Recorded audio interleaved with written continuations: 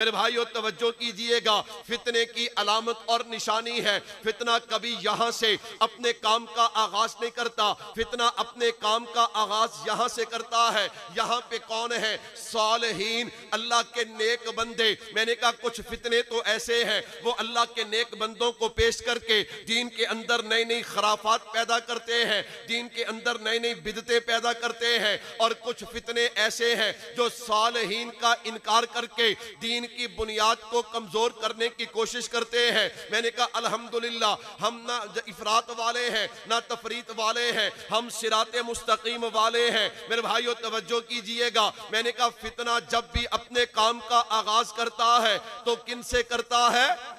صالحین سے۔ کن سے کرتا ہے؟ صالحین سے۔ جیسے آج ہمارے ملک کا ایک بڑا فتنہ جس کا نام مرزا محمد علی جیلمی ہے۔ کیا نام ہے؟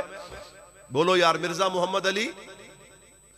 میں مانتا ہوں اس کا کوئی فالور یہاں تشریف فرما ہوگا، میں بڑی معذرت کے ساتھ میں تنقید برائے تنقید نہیں کر رہا، اور نہ ہی ہمارا یہ مزاج ہے۔ ہم تو دلائل کی دنیا میں بات کرتے ہیں۔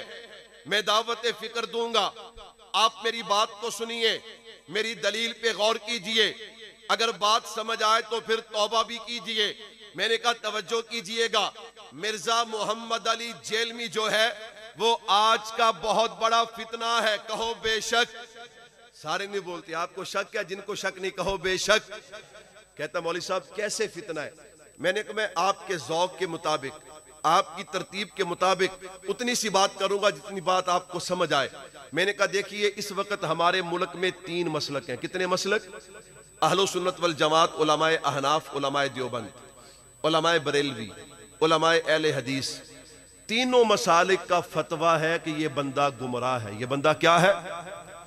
اور تینوں مسالک کے لوگ باری باری اس کے دروازے پہ جا بھی چکے ہیں کہ باہر نکل، ہم دیکھیں کہ تیرا علم کتنا ہے، لیکن یہ باہر نہیں نکلتا، علماء کے سامنے بیٹھتا نہیں ہے۔ اسے پتہ ہے کہ جس دن علماء کے سامنے بیٹھا میری ہوا نکل جائے گی، اللہ اکبر، میں بیکار ہو جاؤں گا۔ میرے بھائیو توجہ کیجئے گا، کتنا بڑا فتنہ۔ میں نے کہا جب تینوں مسلک کے علماء نے کہہ دیا تو پھر مجھے اور آپ کو چاہیے نا کہ ہم اسے سنیں نا، اللہ اکبر، اس کے قریب نہ جائیں۔ میرے بھائیو توجہ کیجئے گا، اس